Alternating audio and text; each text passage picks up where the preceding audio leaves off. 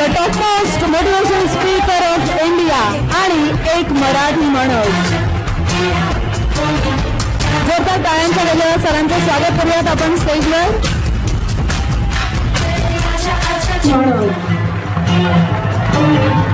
जोरदार टाळ्यांच्या गजरात सरांचं स्वागत करूयात आपण स्टेजवर.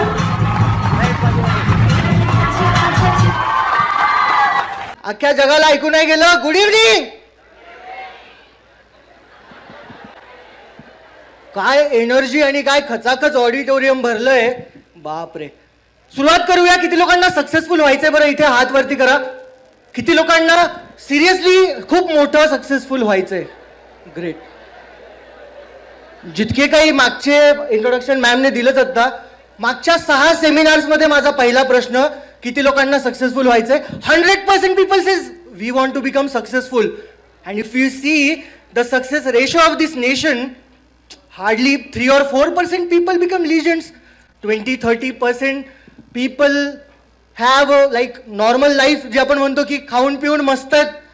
आणि बाकी आय थिंक सो 50 ते 60% लोक they survive for their careers. Like होतं काय म्हणजे इथे तर एवढी एनर्जी दिसते, प्रत्येक जण हात वरती करतंय. मी असा तुमच्यापैकी ऑडिटोरियम मध्ये बसलेला एक फेलियर माणूस एवढं काय करू शकतो? तर बापरे, इथे तर सगळे टॉपर्स जमलेत ना.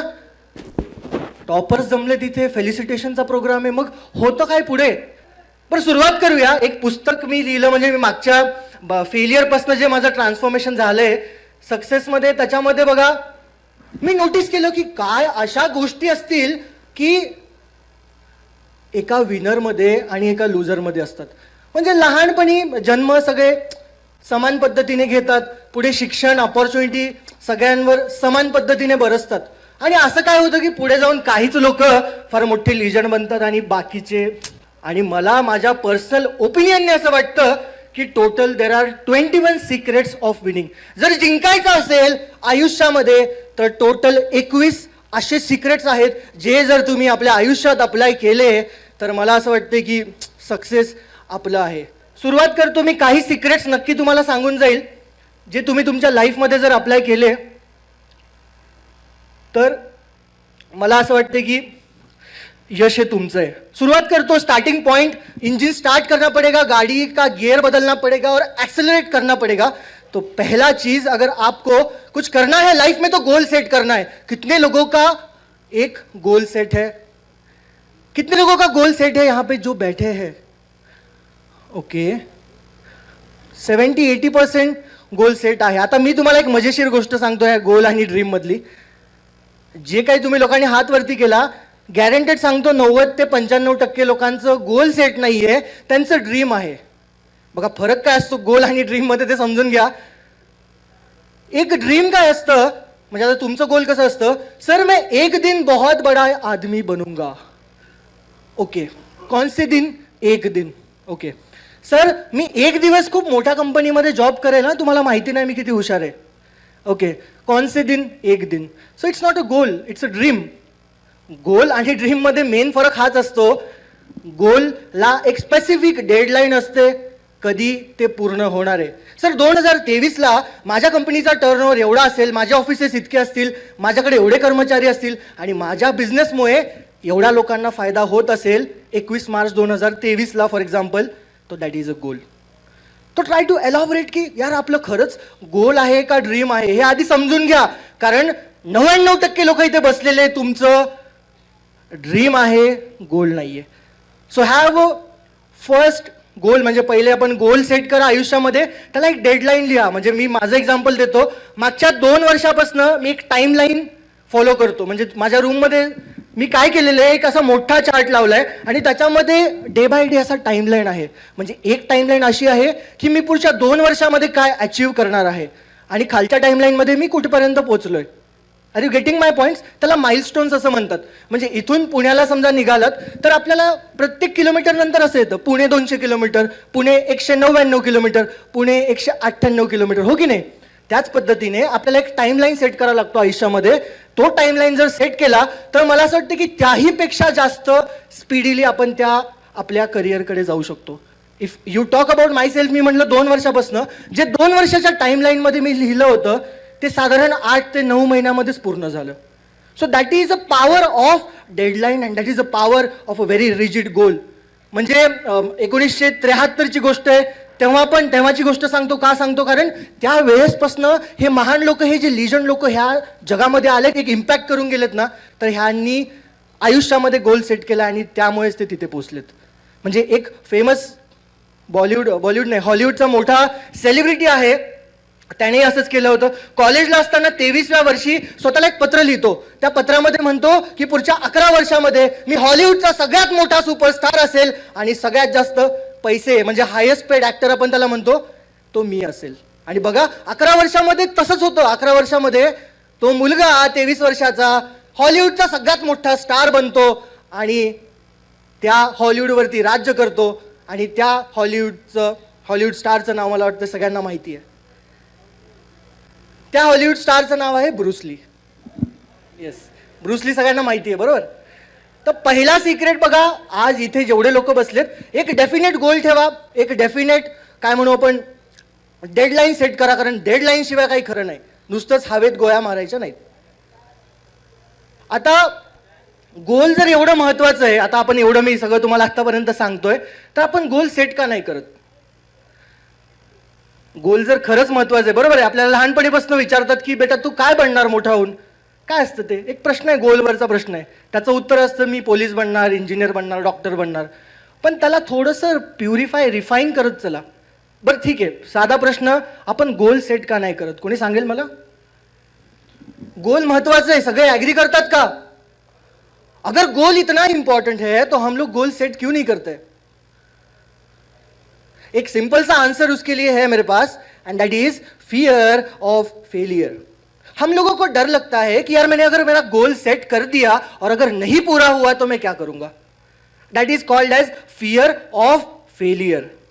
बघा इथेच ती थिन लाईन तयार होते आणि त्या थिन लाईन मधनं एक विनर बनतो आणि एक लुजर बनतो. मी परत रिपीट करतो, इथेच एक थिन लाईन बनते फिअर ऑफ फेलियरची. इकडे जाणारे लोक विनर्स बनतात, इकडे जाणारे लुजर्स बनतात. जे लोक फिअर ऑफ फेलियरला एक पॉझिटिव्ह मेसेज म्हणून घेतात ते लोक विनर बनतात, आणि जे लोक फिअर ऑफ फेलियरला घाबरून काही करत नाहीत आयुष्यामध्ये ते लोक लुजर्स बनतात. काही लिजंड्सचे एक्झाम्पल देतो तुम्हाला, म्हणजे तुम्हाला पटेल मी काय बोलतोय. सुरुवात इथून करतो. भारताच्या IIT मधून पासआउट झालेला मुलगा आज गुगलचा CEO आहे, बरोबर. नाव आहे सुंदर पिचाई. सुंदर पिचाईचा एक इंटरव्ह्यू होतो, हर्षा भोगले घेतात. आता रिसेंट आहे, युट्यूबवरती 1 वर्षापूर्वीचं पोस्ट असेल ती. त्यामध्ये 1.5 तासाच्या इंटरव्ह्यू मध्ये हर्षा भोगले विचारतात सुंदर पिचाईला, सुंदर पिचाई तुम्ही US मध्ये एवढं काम केलंय, एक चीज मुझे बताओ कि दुनिया के सारे ग्रेट स्टार्टअप्स म्हणजे नवीन बिझनेसेस, दुनिया के सारे ग्रेट स्टार्टअप्स US में सिलिकॉन वैली में ही क्यों पैदा होते? तर त्याच्यावरती सुंदर पिचाई हसतात, कारण ते भारतात पण राहिलेत आणि US मध्ये पण राहिलेत. सुंदर पिचाई म्हणतात की US में फेलियर को एक प्राइड ऑफ ऑनर की तरह देखा जाता है. किस तरह से? Pride of honour. मतलब तू 1 बार फेल हुआ है, वाओ. 2 बार फेल हुआ है, वाओ. और 3 बार फेल हुआ है तो फैंटास्टिक. तर हे जे युरोपियन सब कॉन्टिनेंट आहे तिकडे ह्या फेलियरला एक पॉझिटिव्ह मेसेज म्हणून बघतात की मुलगा फेल झालाय, ठीक आहे ना, 2 वेळेस फेल झालाय, ठीक आहे ना. आणि आपल्या सब कॉन्टिनेंट भारत, पाकिस्तान, बांगलादेश, श्रीलंका इथे फेलियरला कार्ट्या म्हणून मारतात. इथे फेलियरला एक तुच्छ वागणूक दिली जाते, एक एम्बेरसमेंट के तौर पे देखा जाता है. उसी प्रकार से वहां पे US सब कॉन्टिनेंट में इसको एक प्राइड ऑफ ऑनर, म्हणजे जसे पोलिसांना चांदणे असतात इथे 1 स्टार 2 स्टार 3 स्टार, त्या पद्धतीने त्यांना एक प्राइड ऑफ ऑनर ने बघतात. आणि तिथे ऍड करतात सुंदर पिचाई. ते म्हणतात की US मध्ये माणूस स्टार्टअप करत असताना जितक्या जास्त वेळेस फेल झाला असेल तितके जास्त लोक त्याच्यावरती पैसा लावायला रेडी होतात. म्हणजे एकदा फेल झालाय तर मी त्याच्यावरती पैसा लावतो, 2दा 2 लोक तयार होतात. दॅट मीन्स जे लोक फेलियर आहेत त्यांच्यावरती जास्त पैसा लावला जातो, कारण की तिकडे फेलियरला एक पॉझिटिव्ह मेसेजने बघतात. I will talk about the God of cricket mister Sachin Tendulkar.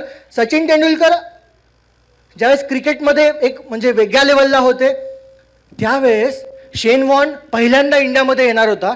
शेन वॉर्न माहिती आहे सगळ्यांना, ऑस्ट्रेलियाचा महान लेग स्पिनर भारतामध्ये येणार आणि सगळीकडे उत्सुकता लागलेली. पेपरमध्ये आलं की शेन वॉर्न वर्सेस सचिनच्या आता म्हणजे जुगलबंदी बघायला मिळेल वगैरे वगैरे.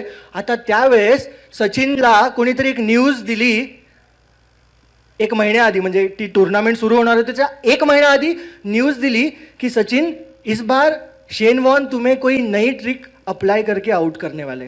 मग सचिन विचारतो की काय एक्झॅक्टली ट्रिक ते, म्हणजे आता ते इकडून तिकडे न्यूज जात असतात, तुम्हाला माहिती असेल, माहिती आहे ना, ह्या घरातली त्या घरात न्यूज जाते ना आपल्या पण आजूबाजूला. हां, तो उसी प्रकार से सचिनला मग सांगतात की अरे तुला असा बॉल शेन वॉर्न टाकणार आहे, म्हणजे इकडे लेग साईड असते ना, बरोबर ना, लेग साईडला बॉल टाकल्यानंतर तो इकडे स्पिन होईल, म्हणजे लेग साईडला स्पिन होईल आणि पाठीमागून आउट करेल, असं सचिनला त्यावेळेस सांगितलं गेलं. आता बघा इथेच ती जी थिन लाईन आहे ती तयार झाली. आता आपल्यापैकी कोणी असतं तर शेन वॉर्न म्हणून घाबरून झोपून गेलो असतो. पण इथे सचिन काय करतो, एक रिजिड प्लान बनवतो आणि ठरवतो की अच्छा शेन वॉर्न मुझे ये ट्रिक अप्लाई करके अगर आउट करने वाले हैं तो मैं उसकी तयारी तो अभी से ही स्टार्ट कर देता हूँ ना. तर काय केलं, भारताचे 2 फेमस लेग स्पिनर सैराज भौतुले आणि निलेश कुलकर्णी, म्हणजे जे काउंटी ह्याच्यामध्ये खेळायचे आपल्या रणजीमध्ये, सैराज भौतुले आय गेस खेळला इंडियासाठी, तर ह्या लोकांना त्यांनी बोलवून घेतलं. सचिन म्हणला की तुम्ही दोघं या आणि कंटिन्युअस 1 महिना तशाच प्रकारचा बॉल टाकून मला आउट करायचा प्रयत्न केला. कंटिन्युअस 1 महिना प्रॅक्टिस करत राहिला आणि ज्यावेळेस शेन वॉर्न पहिल्यांदा बॉल सचिनला टाकायला आला त्यावेळेस पहिल्याच बॉलला सचिनने तो बॉल बाउंड्रीच्या पार लावून टाकला. दैट इज अ पावर, अपन त्याला म्हणू की फियर ऑफ फेलियर जो होता है ना, ये एक पॉजिटिव मैसेज देता है. ये थिन लाइन है, अगर इस पार आप गए कि यार घाबरलोय मी नाही करू शकत, तो आप गिर गए. उसको अगर एक पॉझिटिव्ह मेसेज आप लेते हो, पॉझिटिव्ह मेसेज जर घेतला तर निश्चित यश तुमचं असतं. इवन मी तुम्हाला सांगतो, मायकल क्लार्क, इवन ऑस्ट्रेलियाचा प्लेअर मायकल क्लार्कला जेव्हा ड्रॉप केलं गेलं त्यावेळेस तिकडे भारतासारखं नाही झालं. म्हणजे आपल्या इकडे मला वाटतं आत्ता एक सिरीज झाली होती, MS धोनी पहिल्या इनिंगमध्ये खेळला, स्लो इनिंग खेळला, बरोबर. मग सगळीकडे ते फेसबुक ट्विटरवर ट्रोल करायला चालू केलं की अब बुड्ढा हो गया है, रिटायर होना चाहिए, बरोबर की नाही. आणि त्याच्यानंतर लगेच 2 मॅचेसमध्ये तो खेळला आणि मग लोकांनी परत डोक्यावर घेतलं त्याला. In the European sub continents तिकडे किंवा वेस्टर्न सब कॉन्टिनेंट्स म्हणेल, तिकडे जेव्हा क्लार्कला ड्रॉप केलं तर तिकडे त्यांचा जो त्यांच्याच टीममधला एक मायकल बेवन म्हणून होता, मायकल बेवन म्हणतो की इट्स ओके, मायकल क्लार्कला ड्रॉप केलंय, तो अजून चांगला प्लेअर म्हणून परत येईल. And that is what this fear of failure says. Even Australian marines जर तुम्ही बघितले, टॉप कमांडोज जे असतात ना, टॉप कमांडोजची जेव्हा परीक्षा होते, त्यांचं सिलेक्शन केलं जातं, त्यावेळेस टॉप कमांडोजला इंटरव्ह्यूमध्ये एक प्रश्न विचारला जातो आणि तो प्रश्न असा असतो की तुम्ही आयुष्यामध्ये फेलियर्स किती वेळ बघितलंय, किती वेळेस तुम्ही फेल झालात आयुष्यात.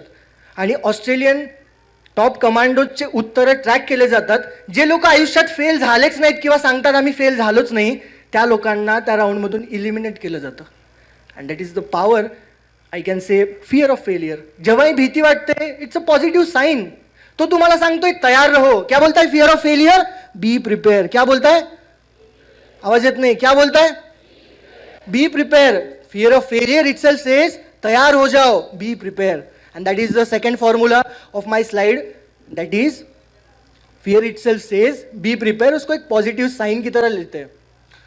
तिसऱ्या गोष्टीवरती येतो, aim for high and ignore criticism. म्हणजे एम फॉर हाय म्हणजे बंद आहे काय? ठीक आहे असं.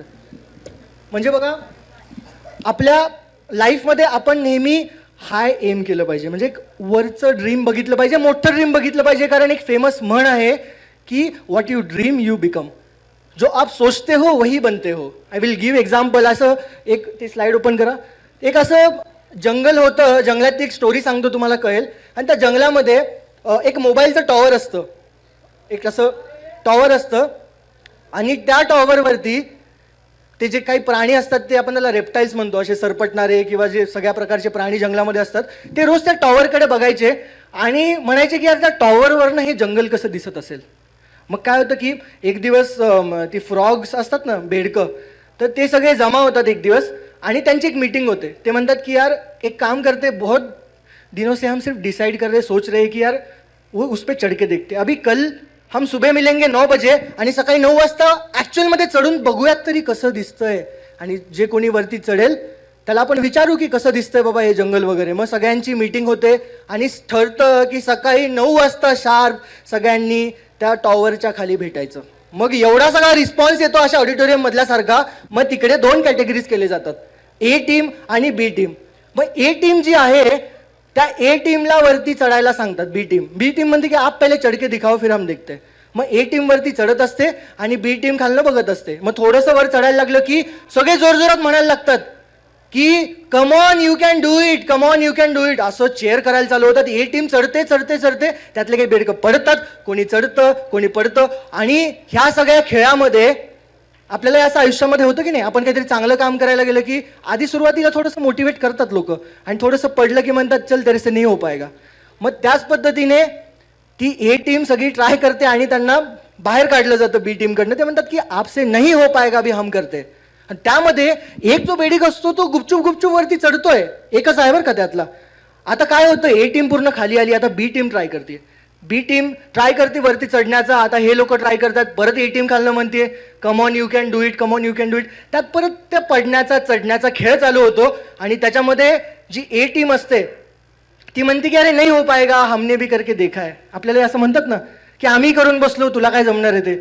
तो उसी प्रकार से वो ए टीम और बी टीम दोनों सब लोग नीचे आ जाते आणि बघतात तर एकच तो फ्रॉग आहे, तो चढतोय चढतोय चढतोय. आणि बघता बघता तो त्या टॉपवरती पोहोचतो आणि सगळं जंगल बघतो, डोळे उघडून बघतो, डोळ्यामध्ये सामावून घेतो सगळं. आणि खालनं हे सगळे लोक बघतायत. जसं एखादा यशस्वी मुलगा, सर म्हणत होते एखादा एक जागा निघाली युपीएससी मधला मुलगा क्रॅक झाला, सगळे बघतात आणि खाली आल्यानंतर विचारतात बाबा कसा अभ्यास केला, कसं केलं, कसं जमलं तुला हे. त्याच पद्धतीने तो खाली येतो आणि सगळ्यांची तिथे गर्दी होऊन जाते की यार विचारू यार वो कैसे कर पाया, कस काय चढला तो वरती. और जब ये लोग पूछने लगते हैं 5-10 मिनिटं झाले तो बेडूक रिस्पॉन्सच देत नाही. 5-10 मिनिटांनंतर कळतं त्याला बोलायला पण येत नाही, त्याला ऐकायला पण येत नाही.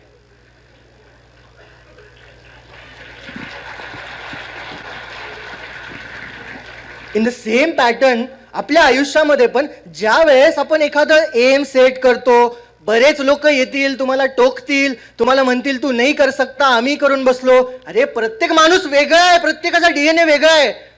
जर तुम्ही नाही केलं तर मी करू शकत नाही, कोणी सांगितलं. जर प्रत्येक माणसाचा डीएनए वेगळा आहे तर प्रत्येक माणसाचा एक्सपिरियन्स सेम कसा असू शकतो. आपण ह्याच पद्धतीने एक दुसऱ्यांचे एक्सपिरियन्स घेतो आणि आयुष्यामध्ये भिरकटत जातो. आपल्याला भिरकटायचं नाहीये. एक गोष्ट लक्षात ठेवा, माझा तुमचा सगळ्यांचा डीएनए वेगळा आहे, कोणाचाच एक्सपिरियन्स काही नाही. एकाने जर करू शकतो तर दुसराही करू शकतो, तिसराही करू शकतो. आणि एक जण जर करू शकत नसेल तरी दुसरा करू शकतो, हे डोक्यात टाका. This you need to be noted in your mind. तिसरा फॉर्म्युला सांगतो, चौथा फॉर्म्युला सांगतो, I mean that is getting out of the comfort zone. हा फॉर्म्युला लक्षात ठेवा. That is comfort zone. तिथे बसताय, गप्पा मारताय, कमेंट मारताय, दॅट इज कम्फर्ट झोन. मस्त वाटतं. एखाद्याला इथे बोलवलं आणि बोल म्हणलं बाबा 10 शब्द नाही बोलू शकणार. And that is what is comfort zone. Comfort zone तुम्ही सोडलं पाहिजे, कारण comfort zone is a very beautiful place. But remember nothing grows there. काहीच तिथे उगवत नाही. दॅट मीन्स ज्याही गोष्टीमध्ये आज मज्जा येते, ह्या वयामध्ये मजा येते, ती गोष्टीपासून थोडंसं दूर राहायचं. क्षणिक सुखाच्या मागे जायचं नाही. मराठीत सांगतो, जी गोष्ट आपल्याला लॉंग टर्म सक्सेस देईल त्या गोष्टीमध्ये आपलं मन लागलं पाहिजे. I will talk about this legend. I have 2 legends in front of you. First one is, कोणी सांगेल? Michael Phelps. माहिती आहे सगळ्यांना? बस सोपं उदाहरण घेऊ. हा माणूस माहिती आहे?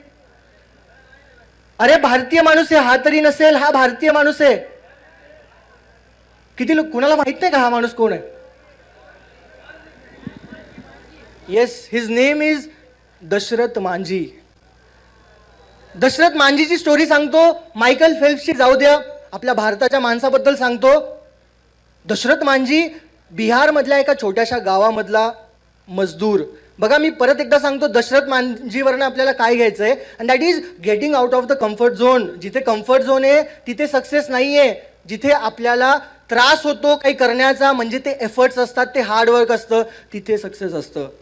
एक बिहारमधल्या छोट्याशा गावामधला मजदूर रोज सकाळी आपण म्हणू की एक डोंगर पार करून त्याच्या कामावरती जायचा आणि डोंगर एवढा मोठा होता, आपण असं म्हणू की त्या डोंगरात एक गावापासून दुसऱ्या गावाला जायला तो मध्ये डोंगर, आणि त्या डोंगरामुळे एका गावापासून दुसऱ्या गावाचं डिस्टन्स 55 किलोमीटर तयार व्हायचं. म्हणजे ते वेडेवाकडे वळण असतील त्याचे किंवा त्याचे स्लोप्स असतील. हा माणूस एवढं सगळं स्ट्रगल करून कामावरती जायचा.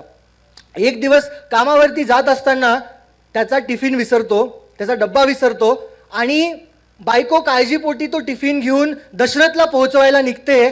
पण अनफॉर्च्युनेटली रस्त्यामध्ये जात असताना पाय स्लिप होऊन ती इंज्युअर होते. जशी न्यूज दशरथला मिळते की आपली बायको तिथे इंज्युअर आहे, तो तिला वाचवण्यासाठी येतो आणि आल्यानंतर कळतं की सगळ्यात जवळचं हॉस्पिटल जर कुठे असेल तर ते 70 किलोमीटर अंतरावरती आहे.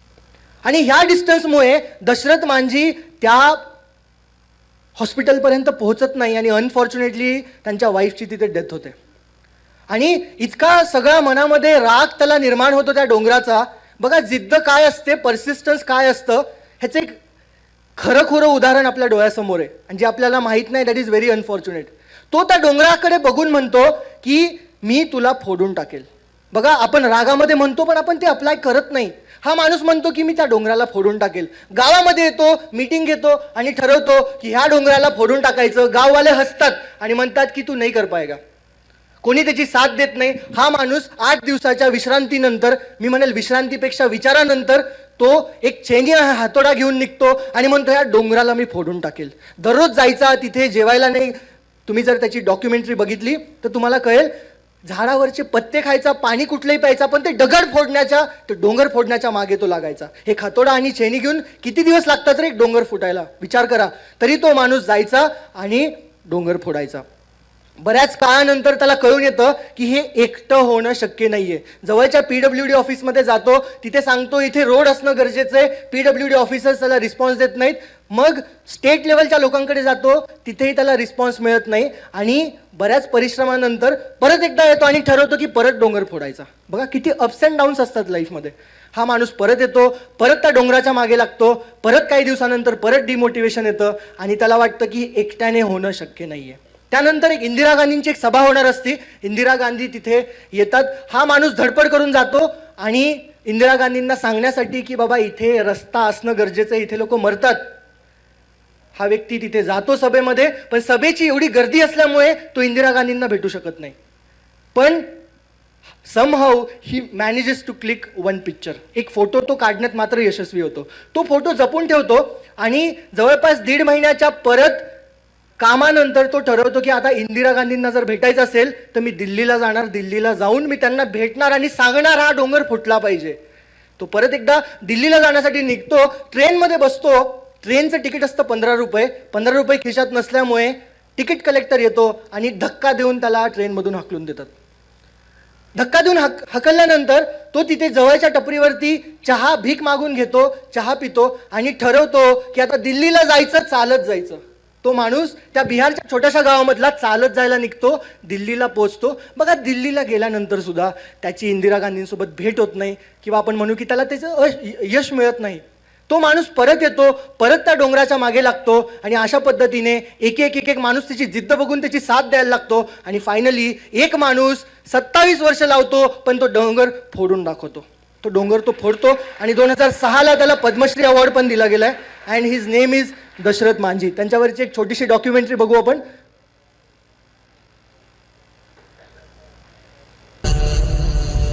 बहुत बड़ा है तू, बहुत अकड़ है तोरा में. तेरे को क्या लगता था कि नहीं लौटेंगे? गलत. जब तक तोड़ेंगे नहीं तब तक छोड़ेंगे नहीं. बहुत लंबा दंगल चलेगा रे तोर हमारा. तैयार है? हैं? अच्छा एक बात बताइए, हाँ. ये दुनिया में इतना सारा काम है, वो सब छोड़ छाड़ के आपको पहाड़ तोड़ने का काम मिला है? भाई अपना अपना हुनर है. आप पढ़ाई लिखाई करते हैं, हम पहाड़ तोड़ते हैं. और इतना ताकत कहां से लाते हैं? ये प्रेम है. पहले अपने जोरों से था, अभी पहाड़ से है। इतना बड़ा बात आप इतना आसानी से बोल दिए। और एक हमें देखिए, सच्चा पत्रकार बनना चाहते थे, नेताओं का दल्ला बन के रह गए। साला अपने आप से घिन आता है। तो अपना अखबार काहे नहीं छाप देते हैं? अखबार निकालना इतना आसान काम है क्या? पहाड़ तोड़े से भी मुश्किल है का। अच्छा हुक्का साला उधर यहाँ पे।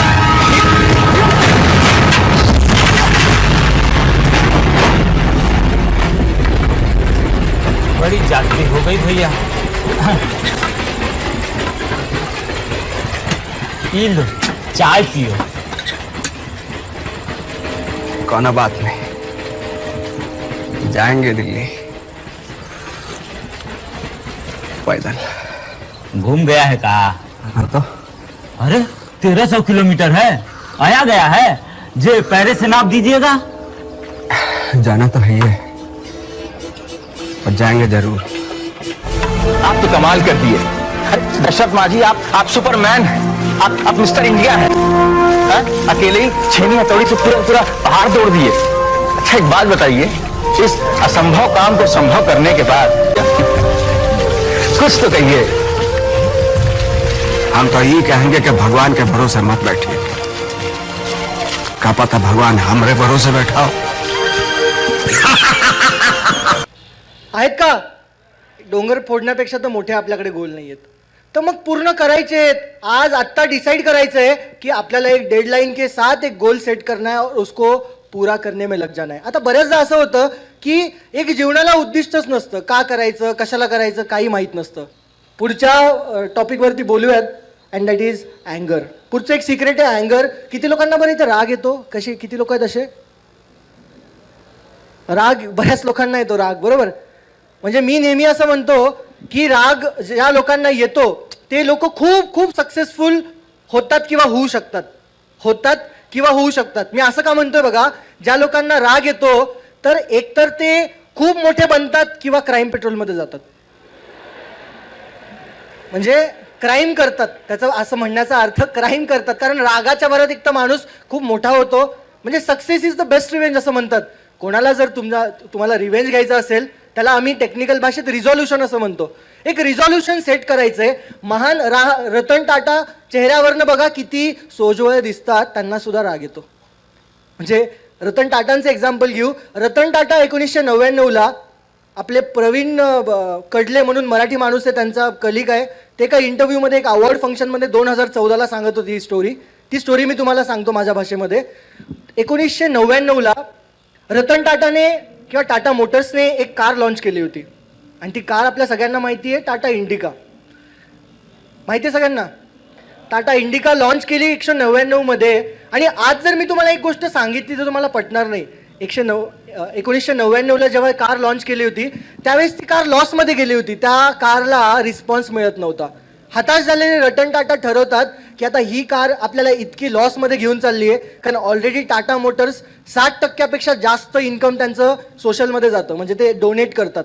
अशा परिस्थितीमध्ये ऑलरेडी लॉसेसमध्ये चाललेली टाटा इंडिका विकण्याचं ठरवतात, आणि विकण्याचं प्रपोजल सगळ्यांसमोर ठेवतात। कोणाला घ्यायचे असेल, मोठे मोठे जे कंपनीज असतात त्यांना। तिकडून US मध्ये डेट्रॉइटमध्ये बसलेला हेडक्वार्टर्समध्ये फोर्डच्या बिल फोर्ड नावाचा माणूस फोन करतो मुंबईच्या हेडक्वार्टर्समध्ये आपल्या भारतातल्या, की रतन टाटा मी तुमची इंडिका गाडी घ्यायला तयार आहे, त्यासाठी तुम्ही आमच्या हेडक्वार्टर्सला मीटिंगसाठी या। हे ऐकताच रतन टाटांना थोडा रिलीफ मिळतो की आपली लॉसेसमध्ये गाडी चाललेली ॲटलिस्ट काहीतरी रिकवर करून जाईल। 4 ते 5 लोकांचं तिकीट बुक होतं मुंबईच्या हेडक्वार्टर्सवरनं, किंवा मुंबईच्या हेडक्वार्टर्समधनं निघतात, फ्लाईट पकडतात आणि पोहोचतात डेट्रॉइट नावाच्या सिटीमध्ये, जिथे फोर्ड कंपनीचं हेडक्वार्टर आहे। तिकडे गेल्यानंतर मीटिंग होते, 3 तासाची मीटिंग होते। मीटिंग झाल्यानंतर जेव्हा सगळे बाहेर येतात तर चेहऱ्यावरती आपल्या भारतीय म्हणजे टाटा मोटर्सच्या लोकांच्या चेहऱ्यावरती एक निराशा असते, एक अपमान झालेला असतो। प्रवीण कडले सांगतात की तिकडे 3 तासामध्ये आमचा एवढा इन्सल्ट केला गेला, जे फोर्ड कंपनीचे जे ओनर आहेत बिल फोर्ड, त्यांनी आमचा एवढा इन्सल्ट केला। ते म्हणले की गाडी तुमची तर आम्ही घेणार आहे, पण हे उपकार तुम्ही आयुष्यभर विसरायचे नाहीयेत। असं सांगितल्यानंतर रतन टाटांना एवढा राग आला, एवढा अपमान कधी लाईफमध्ये सहन केला नव्हता। रतन टाटांनी तुरंत हॉटेलवरती गेले आणि सगळ्यांना बॅकपॅक करायला सांगितलं, एमर्जन्सी फ्लाईट बुक करून त्याच दिवशीची रिटर्न फ्लाईट मुंबईची पकडली आणि ठरवलं की गाडी विकायची नाही. रिटर्न फ्लाईटमधून मुंबईला पोहोचतात, मुंबईच्या आपल्या टाटा मोटर्समध्ये येतात आणि एक रिजिड प्लॅन बनवतात ह्या फॉर्म्युलेजने. मी सांगतोय सगळ्या लिजंडकडे फॉर्म्युलेज, बरं मी सांगतोय ते हे फॉर्म्युलेजच असतात जे टाईमलाईन सेट करतात. मी जे सगळं सांगतोय त्याच गोष्टी आहेत, रागाला कन्वर्ट करतात रिझॉल्युशनमध्ये. ठरवलं असतं तर तिकडे आपल्यासारख्याने एखाद्याने कानाखाली मारली असती, काय सांगतो रे तू मला, बरोबर की नाही. इथे त्यांनी रिझॉल्युशनमध्ये कन्वर्ट केलं आणि दुसऱ्या दिवशीपासून ठरवलं की आता टाटा मोटर्सची इंडिका मी चालवून दाखवणार. आणि रेस्ट ऑफ द स्टोरी तुम्हाला माहिती आहे. 2009ला त्यांना मोठा अवॉर्डसुद्धा मिळाला आहे, बेस्ट सेलिंग कार आहे आय गेस इंडियाची, बरोबर. आणि बघा टाईम, घड्याळाचे काटे कसे फिरतात. 2009-10 साली बिल फोर्डच्या 2 कंपनी म्हणजे 2 कार्स, जॅग्वार आणि रेंज रोवर, लँड रोवर आपण त्याला म्हणतो, लँड रोवर आणि जॅग्वार तिकडे लॉसेसमध्ये चालल्या होत्या. घड्याळाचे काटे फिरले. आता बिल फोर्ड ठरवतात की रेंज रोवर किंवा लँड रोवर आणि जॅग्वार आता आपल्या आवाक्यात बसत नाही, ही गाडी विकायची आहे. तिकडनं रतन टाटांना कळतं की जॅग्वार आणि लँड रोवर विकण्याची आहे. रतन टाटा इकडून फोन फिरवतात डेट्रॉईटच्या हेडक्वार्टर्सला आणि सांगतात आम्ही तुमची गाडी घ्यायला तयार आहे, तुम्ही मुंबईच्या हेडक्वार्टर्समध्ये मीटिंगसाठी या. तिकडून बिलफोर्ड आणि त्याचे कलिग्स निघतात, फ्लाईटमध्ये मुंबईला पोहोचतात. ह्यावेळेस रतन टाटा ठरवतात 3 तासाची मीटिंग ते 4 तास घेतात.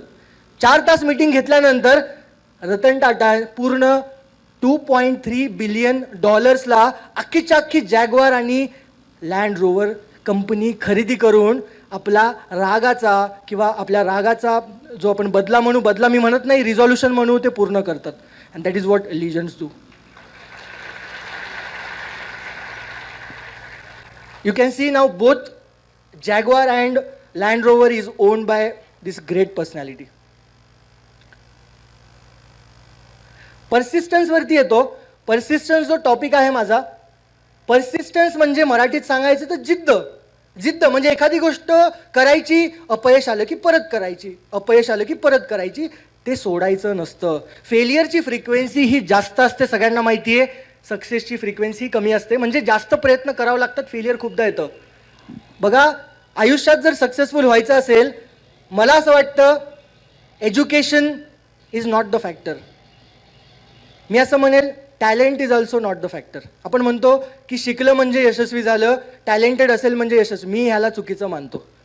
एज्युकेशन आणि टॅलेंटच्या समोर मी मोठा क्रॉस लावतो आणि मी परसिस्टंटच्या समोर एक मोठा राईट लावतो. म्हणजे ज्याच्यामध्ये जिद्द असेल, ज्याच्यामध्ये काही करण्याची क्षमता असेल, त्याला एज्युकेशन आणि टॅलेंट मुळात अडवूच शकत नाही. असे किती लोक आहेत जे खूप एज्युकेटेड आहेत पण सक्सेसफुल नाही आहेत. असे किती लोक आहेत ज्यांच्याकडे किती टॅलेंट आहे पण सक्सेसफुल नाही आहेत, बरोबर की नाही.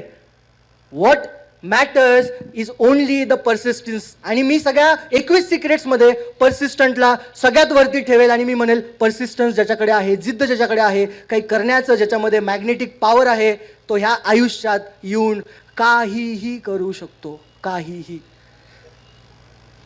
अनिल कुंबळेंबद्दल बोलतो. परसिस्टन्स म्हणलं की मला अनिल कुंबळेची एक स्टोरी आठवते. बघा सगळ्यांना दिसतंय चेहऱ्यावरती पट्टी लावलेली. What makes Anil Kumble a legend is not because he has taken more than 613 wickets in Test cricket. त्यामुळे ते महान नाही आहेत.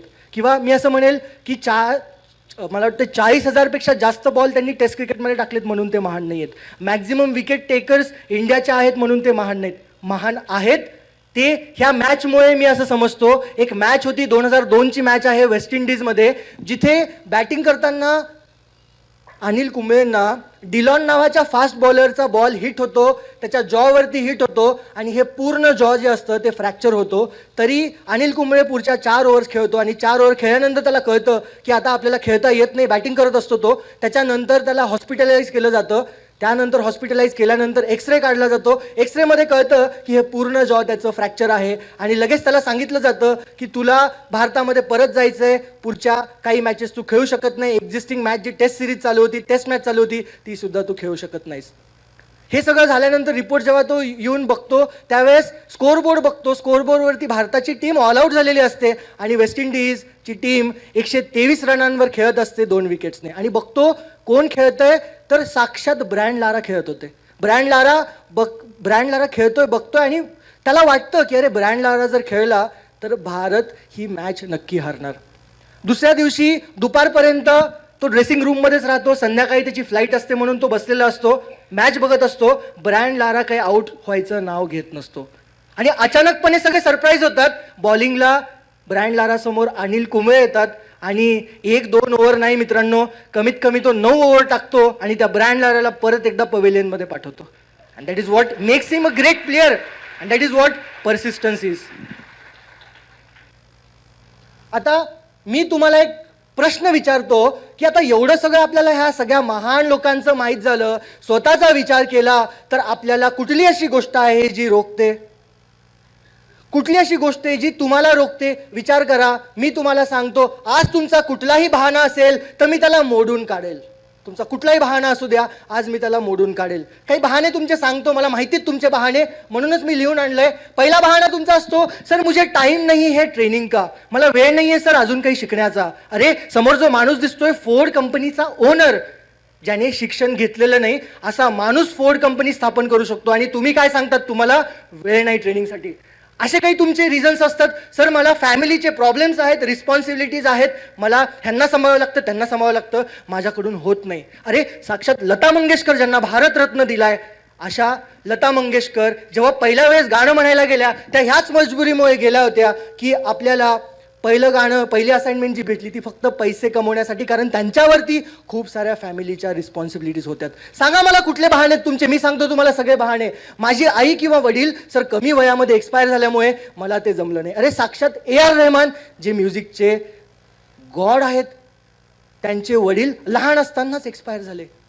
सांगा मला कुठले रिझन आहेत? सर माझ्यासोबत असा एक ॲक्सिडेंट झाला होता, एक एवढं फेलियर आलं होतं की मला जमत नाही सर, आता मला चालायला जमत नाही किंवा माझा हात मोडलाय. अरे सुभाष चंद्रन ज्या डान्सर होत्या, ज्यांचे दोन्ही पाय गेलेले असताना she becomes the greatest dancers of all time. मला सांगा तुमचे बहाणे कुठले आहेत? Sir I have failed several times, मला यशच नाही कधी मिळालं, लहानपणीपासनं फेलियर फेलियर फेलियर मी बघितलंय. अरे एडमंड हिलरी जो एव्हरेस्टवरती चढतो, पहिला माउंटेनियर जो एव्हरेस्टवरती चढतो आणि तिथे झेंडा काढून येतो, हा एडमंड हिलरीचे जर तुम्ही ॲटम्स बघितले तर तुम्ही शॉक होऊन जाल. एडमंड हिलरीचं जाऊ द्या, थॉमस एडिसनचे जर तुम्ही ॲटम्स बघितले तर कमीत कमी 10,000 ॲटम्स त्याने केलेत.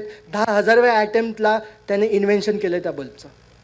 तुम्ही मला सांगा तुम्हाला काय रिझन जायचं? सर मी गरीब घरात बॉर्न झालोय, गरीब आहे सर मी. अरे अब्दुल कलाम पण गरीब फॅमिलीमधनंच आलेत.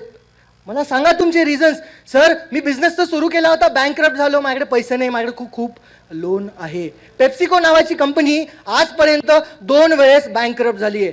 पेप्सिको जाऊ द्या, ट्रम्प तात्या दिसतात तुम्हाला, ट्रम्प तात्या कमीत कमी 6 वेळेस बँकरप्ट झाले. किती? More than 6 times he has been bankrupt. त्याला US मध्ये काही किंमत नव्हती, आज ही इज अ प्रेसिडेंट. मला सांगा तुमचे रिझन्स, मी सगळे आज मोडून काढतो. सर मी डिप्रेशनमध्ये असतो, मला प्रॉब्लेम आहे डोक्याचा. अरे वॉल्ट डिझनी नावाचा माणूस ज्याने डिझनी लँड एवढं मोठं उभा केलं, त्या डिझनीलँडचा ओनर वॉल्ट डिझनी 3 वेळेस डिप्रेशनमधून बाहेर आलेले आहेत. You tell me the reasons, I am here to talk. Sir माझी हाईट कमी आहे, माझं कसं होईल? अरे आमिर खान जिथे हाईटला खूप मॅटर आहे बॉलिवूडमध्ये, त्याची हाईट कमी असताना he becomes a superstar. Sachin बॅटिंगमध्ये हाईट, बॉलिंगमध्ये हाईट चांगली असल्याने खेळता येतं व्यवस्थित. सचिन किती कमी हाईट असताना he becomes God of cricket. You give me the reasons, I am here. I cannot see properly, मला दिसत नाही सर, मला मोठा भिंगाचा चष्मा आहे. अरे महान रायटर वेद प्रकाश मेहता ज्यांना दिसायचंच नाही, and he is one of the great writer. तुम्ही मला सांगा तुमचे रिझन्स, मला सांगा. सर मी डम आहे, मला सगळे मंदबुद्धी म्हणतात. थॉमस एडिसनला शाळेमधून हाकलून दिलं होतं मंदबुद्धी म्हणून. तुम्ही मला सांगा तुमचे रिझन्स, मला सांगा. I am here. सर मला काहीतरी वेगळं बनायचं होतं, पण मी वेगळा बनलो. MS धोनी ज्याला फुटबॉलर व्हायचं होतं बनतोय. He becomes captain of this nation, one of the best finishers. MS Dhoni. तुम मुझे रिझन दो. Sir I don't have resources, sir माझ्याकडे गाडी नाही आहे. अरे निरमा कंपनीचा ओनर ज्याने अर्ध आयुष्य सायकलवरती घातलं निरमा विकत. He also doesn't have any kind of resources. Then how this people become legends. Sir मी खूप जाड आहे सर, माझं कसं होईल? I have a personality for you. Who is this? Adnan Sami. भारतीय आहे बरं आता. झेंडा लावलाय मी तिकडे. सर मी चांगला दिसत नाही. रजनीकांत बसमध्ये तिकीट विकायचा. हा हिरो चांगला दिसतो दिसायला. He became superstar. देव साऊथचा. You tell me the reason. Sir माझा आवाज चांगला नाहीये. अमिताभ बच्चनचा पहिला इंटरव्ह्यू रेडिओमध्ये झाला. त्यांना रिजेक्ट केलं गेलं की तुमचा आवाज चांगला नाही. आज आपण त्यांचे गाणेही ऐकतो. त्यांचा आवाज Kaun Banega Crorepati. You tell me the reasons. I have answers for you. Sir तुम्ही मला आधी भेटले असते तर मी खूप काही केलं असतं. आता माझं एज नाहीये. KFCचा ओनर वयाच्या 65व्या वर्षी पहिला बिझनेस सुरू करतो. KFC पहिलं रेस्टॉरंट सुरू करतो अँड ही बिकेम्स सक्सेसफुल. आता तुम्हाला माहिती KFCचे किती आउटलेट्स आहेत. सर अभी तो मैं बहुत छोटा हूँ, बच्चों की जान लोगे क्या. सानिया मिर्झा, पार्थिव पटेल, किती उदाहरणं देऊ तुम्हाला. अंकित फादिया, इथिकल हॅकर. किती एक्झाम्पल्स देऊ तुम्हाला जे लहान वयामध्ये मोठे सक्सेसफुल झालेत. असे किती एक्झाम्पल द्यायचे मला सांगा. काय रिझन आहे आज तुमच्याकडे मला सांगा. I don't have good college किंवा मी चांगल्या कॉलेजमध्ये नाही आहे. स्टीव्ह जॉब्स कॉलेज शिकलेलेच नाही आहेत. त्यांची डिग्री जी आहे एकदम साधारण कॉलेजमधली आहे. Tell me the reasons. What reasons you have and take charge of your life. आज से अभी से अगर आपको कोई बोलता है तू ये चीज नहीं कर सकता तो एक चीज उसको बोलना है हु केयर्स. क्या बोलना है. कोणी तुम्हाला म्हणतंय यार ये तू चीज नहीं कर सकता तो बोलना है हे शर्ट तुला चांगलं दिसत नाही. क्या बोलना है. अरे 12वीत नापास झालास काय करशील आयुष्यात. क्या बोलना है. हु केअर्स बोलणं आहे. आगे बढ़ना आहे. जर तुम्ही गोष्ट घेऊन बसलात तुमच्या लाईफमध्ये तर तुमचं काहीही होणार नाहीये. You need to get out of that comfort zone and I am going to show you this legends who have made impact on this world. जितकी लोक तुम्हाला आज दिसत आहेत स्क्रीनवरती, all people have made impact on world. ये दुनिया में तो आए थे एक साधारण रूप से, लेकिन आज या वो चले गए होंगे या कोई रहेंगे. तर हे असाधारणपणे आपल्याला प्रूव्ह करून गेलेत. या लोकांनी सगळ्यांनी लाईफमध्ये असेच सिक्रेट्स अप्लाय केलेत. हे सिक्रेट्स मी आज तुम्हाला देऊन चाललोय. या सिक्रेट्सची तुम्ही चीज केली पाहिजे. कारण तुम्ही जर आयुष्यात काही करणार नसाल तर काही फायदा नाही त्या ऑडिटोरियम मध्ये बसून ऐकून. असे 100 सेशन्स होतील. कोणी येऊन बोलेल पण तुम्ही स्वतःमधनं ते बदललं पाहिजे. अगर कुछ बदलना है आपको तो खुद को बदलना है. दुनिया अपने आप बदल जाएगी. कुछ बदलना है तो खुद को बदलो. दुनिया अपने आप बदलेगी. सगळ्या लिजंड्स मध्ये एकच गोष्ट कॉमन आहे. जितके महान लोक झालेत एक गोष्ट सगळ्यांमध्ये कॉमन आहे and that is persistence. Persistence is the only key to success. Persistence म्हणजे साध्या भाषेत सांगतो एव्हरी डे. प्रत्येक माणसाने एव्हरी डे केलंय. ते आले आज मेहनत केली, उद्या मेहनत केली, परवा मेहनत केली, दररोज मेहनत केली. Because life is a process. Life is a process. आप आज बनोगे, कल बनोगे, परसों बनोगे. आप हर रोज बनते हो. आप हर रोज बनते हो. Life is a process. ऐसा नहीं होता है कि सुबह उठेंगे आज सोचा मैं कल सक्सेसफुल बनूंगा, नींद में से उठे और बोले मुझे सक्सेसफुल बनना है. नहीं हो सकता. ऐसी दुनिया में कोई ताकत नहीं जो आपको एक दिन में सक्सेसफुल बनाएगी. सक्सेस का कोई शॉर्टकट ही नहीं है. उसका एक ही शॉर्टकट है, वो है परसिस्टेंस. हर रोज करना है, हर रोज करना है. दिक्कतें आएंगी, आने दो. किती प्रॉब्लेम येतील आयुष्यामध्ये येऊ द्या. प्रॉब्लेम कोणाला येत नाहीत. प्रॉब्लेम कोणाला येत नाहीत. सगळ्यांना प्रॉब्लेम आहे. मला प्रॉब्लेम आहे, तुम्हाला प्रॉब्लेम आहे. अरे देवांना पण प्रॉब्लेम येऊन गेले. साक्षात राम ज्याला आपण देव म्हणतो, देव आहेत आपले. राम 14 वर्ष वनवासात जाऊन परत येतो. देवाला जर प्रॉब्लेम येऊ शकतात तर आपण कोण आहोत. कौन है हम लोग. हम लोग तो सिर्फ इंसान है. अगर हम इंसान है तो प्रॉब्लम तो आने ही है. Ignore the problem. एक थिन लाइन है फियर ऑफ फेलियर की. डरना नहीं है, प्रिपेयर होना है कल के लिए. तयार व्हायचे आपल्याला. जर तुम्ही तयार नाही झालात तर एक लुजर म्हणून राहाल. तयार व्हा. फेलियरचा सामना करा. काही होत नाही.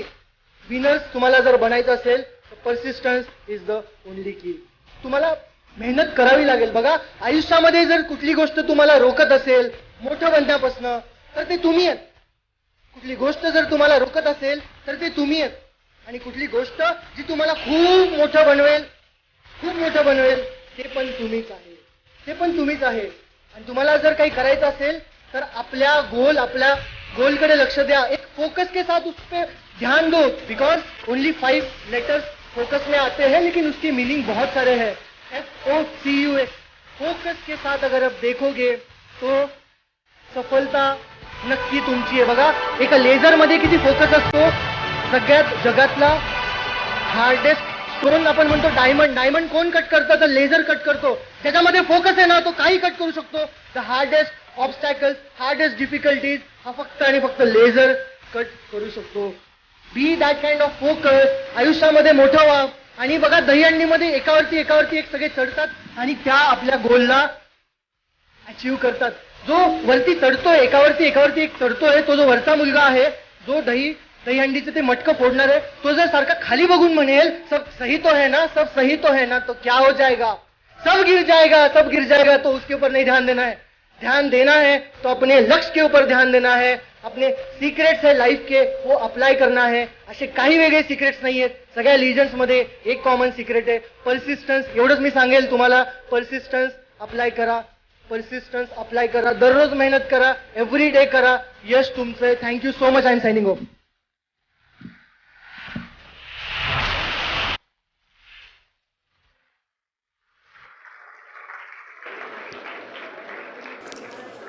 सरांसाठी एवढंच म्हणावंसं वाटतंय. एक पत्थर चोट खा खा के कंकर कंकर बन गया और एक पत्थर चोट सह सह के शंकर शंकर बन गया. सर कोणत्या शब्दात आभार मानावे कारण एक असं वातावरण आपण तयार केलेलं आहे आणि या वातावरणातच राहावं अशी एक मानसिक अवस्था सगळ्यांची झालेली आहे. आणि एवढं ऐकूनही आपलं तर समाधान झालेलं नाहीये असं वाटतच ते की या पद्धतीचं परत ऐकावं. तर खरंच तुम्हाला ही संधी अगदी तुमच्या हाताशी उपलब्ध आहे. तुमच्या हातात आता अँड्रॉइड फोन्स आहेत. सगळ्यांनी ते अँड्रॉइड फोन बाहेर काढा. सरांचं YouTube चॅनल आहे. YouTube चॅनल आत्ता सबस्क्राईब करा. असे रोज सरांचे मोटिवेशनल व्हिडिओज या चॅनलवर अपलोड होत असतात आणि ते बघून आज जर तुम्हाला डोस मिळालेला आहे मोटिवेशनचा त्याचा बूस्टर डोस आपण रोज घेऊ शकता. सर आपलं चॅनल सांगूयात आपण. अविनाश चाटे या नावानं सरांचं YouTube चॅनल आहे. लगेच सबस्क्राईब करा आणि रोज या मोटिवेशनल व्हिडिओजचा सकारात्मक पद्धतीनं आपलं करिअर घडवण्यासाठी जरूर वापर करून घ्या. आपण सरांचे खूप खूप आभार मानूयात. आणि या ठिकाणी आपल्या सोबत जे कॉलेजचे प्रिन्सिपल आहेत माननीय दाडगे सर हे सरांचा सन्मान करू इच्छितात तर मी त्यांना आमंत्रित करते. अविनाश चाटे सरांना ते सन्मानित करू इच्छितात.